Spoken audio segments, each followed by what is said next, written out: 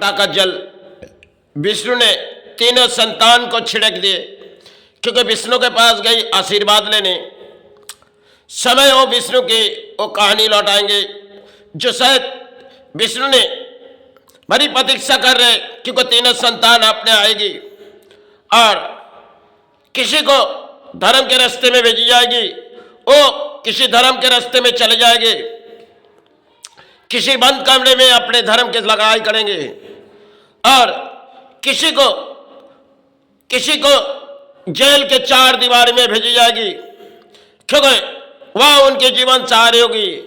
और बॉर्डर के उस पार किसी को भेजी जाएगी, जो वहां जाके किसी लड़ाई करेगी, क्योंकि देश के माध्यम में हम प्राणी हैं और प्राणियों के जीवन में कई खेल होती है, जिस खेल के माध्यम में अक्सर प्राणी कभी अधर्म के बोली उड़ाते और चाहे धर्म के बोली उड़ाते, लेकिन विष्णु ने हर कोई खेल रचाई हुई तो शायद प्राणियों के लिए, और प्राणियों सोचती है चाहे हम किसी सहारे आए, क्योंकि विष्णु शायद समय पहले एक कहावत है जो विष्णु ने किसी तरह देखना चाहिए जो भूमि की प्राणी कैसी होगी, तो विष्णु ने बड़ी प्रतीक्षा लिए, क्योंकि विष्णु एक भगवान है।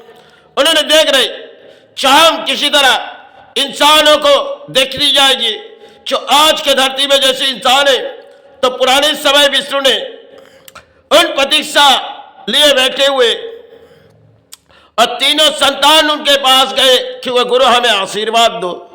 तो गुरु को तो आशीर्वाद देनी थी, गुरु ने तीनों को एक ही लोटा दी, छीन की जल छिड़क दी, जाओ तुम उस काल कोठरी में चले जाओ, वह माई सहारे गुरु सहारे पुकारो। और जिस तरह किसी अंधेरे में धर्म करते विष्णु ने उसे कही, और किसी ने जब विष्णु के पास गई, विष्णु ने कही देखो ये भी तुम्हें दिए, तुम जेल के 4 दीवारी में चले जाओ, वह तुम्हारे जीवन होगी।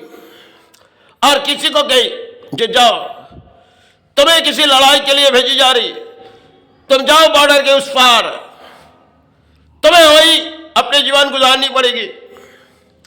इसी तरह हम प्राणियों के जीवन में कई खेल रचाई गई, इस खेल भगवान विष्णु ने रचाई गई, समय पहले भगवान विष्णु ने रचाई गई, जो देखो तुम चाहे अधर्म नहीं है, लेकिन तुम्हारे लिए किसी जेल के काट रोड विष्णु को जब पूछने लगी जो गुरु इस आशीर्वाद मुझे क्यों दिए, क्योंकि जब जिसे बेल भेजे जा रहे तो शायद तो अच्छे आदमी, और विष्णु से पूछ रहे गुरु हम तो आपसे आशीर्वाद लेने आए, हम क्यों आप हमें क्यों जेल भेज रहे।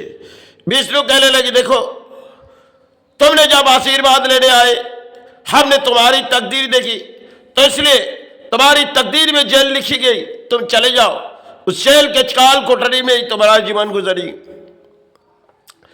और एक ने गए जब विष्णु हम किसी बात के चलन पड़े सहारे मांग रहे, तो शायद विष्णु ने उसे उस जल से बोली जो देखो तुम किसी धर्म के रास्ते में, अंधेरे में धर्म के रास्ते में चले जाओ, वही जीवन तुम्हारे काल कोठरी में होगी, क्योंकि अक्सर गुफा में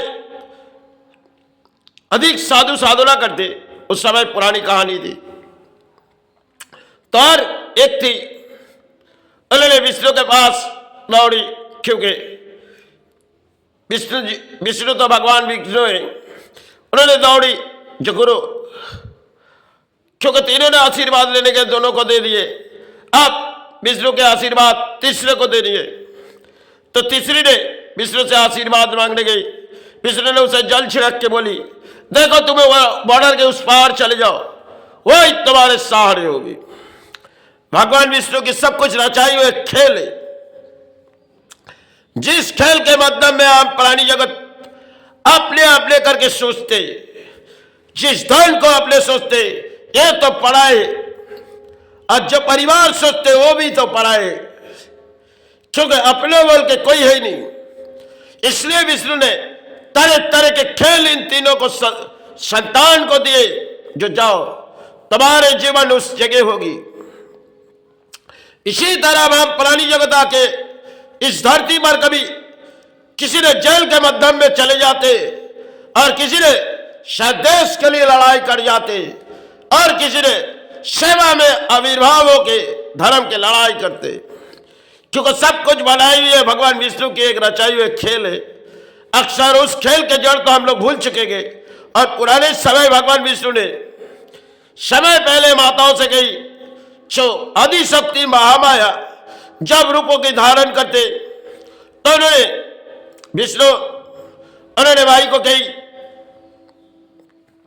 क्योंकि विष्णु की एक कहावत है, जो माई बहुत ही देर हो जा रही भाई, तो समय विष्णु के सारे माई है।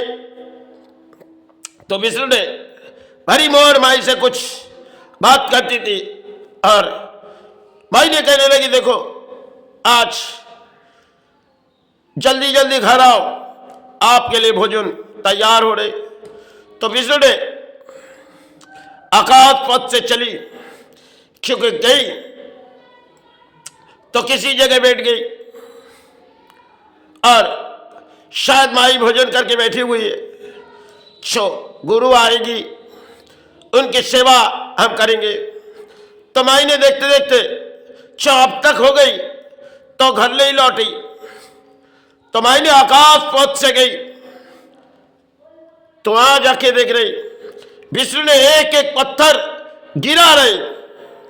तो माई ने चुपचाप देख रही, जो किस तरह रचा रहे खेल। विष्णु ने जब खेल रचा रहे, माई सब देख रही, बोली तुम्हारे लिए वहां भोजन रखे हुए, और तुम यहाँ कुछ रचा रहे। भगवान विष्णु कही, देखो ये तो धरती पर आने वाला समय होगी, इसलिए हमने इस खेल के जड़ रचा रहे। तो भगवान विष्णु ने, वो तो भगवान विष्णु है, लेकिन खेल के माध्यम में संग में माता है, और माता ने उसके लिए शायद भोजन घर पे तैयार करके रखी, लेकिन विष्णु ने खेल रचाने के लिए उस तालाब पर बैठे खेल रचा रहे, क्योंकि धरती प्राणों को किसी तरह खेल रचाई जाए। तो इसी तरह हमारे धरती में प्राणों के लिए विष्णु ने किसी तरह खेल रचाएंगे। किसी को अक्सर देखी जाएगी किसी प्राणी लड़ाई लड़ते, और किसी प्राणी अधर्म के बोली लड़ करते, और कुछ प्राणी ऐसे हैं धर्म के इंसान के धर्म के ऊपर आस्था रखते। लेकिन समय पहले विष्णु ने कुछ कहावत दिखाए गए, जो कहावत आज हमारे वास्तव में है, क्योंकि तीनों संतान को विष्णु ने जब उन आशीर्वाद देके छोड़ दिए, किसी ने चार दीवारी में अपने सेवा करते रहे, भगवान विष्णु और माता देखी, और किसी ने काल कोठरी में अपने जीवन गुजार दी की, भगवान विष्णु देखी, माता देखी, और किसी ने उस बॉर्डर के उस पार लड़ाई करते करते अपने जीवन गुजार दिए, भगवान विष्णु देखी, माता देखी। सब एक रचाई हमारी खेल है पुरानी जगत की। हम बड़ी सोचते हैं अपनो महल, अपनो घर, अपने परिवार, लेकिन सब कुछ रचाई हुई खेल में हम शामिल है। लेकिन एक दिन इस भूमि छोड़ के हम प्राणी को जानिए, सब कुछ उनकी रचाई हुई एक धरती में खेल है। क्योंकि समय पहले विष्णु ने उन आशीर्वाद जब दिए, वो तो तीनों संतान विष्णु के पास गए थे, लेकिन क्यों विष्णु ने उस रचाई खेल के जड़ दिए? सब कुछ एक इतिहास थी हमारे लिए, और आज नई इतिहास में तो हम आए, भगवान विष्णु की प्रतीक्षा किए।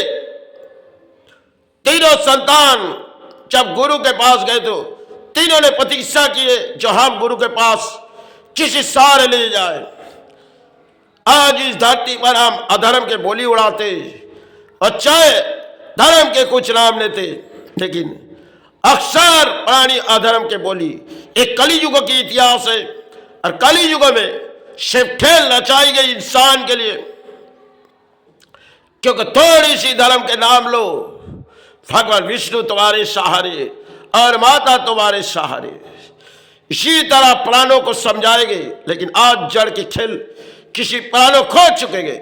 जय गुरु जय भाई।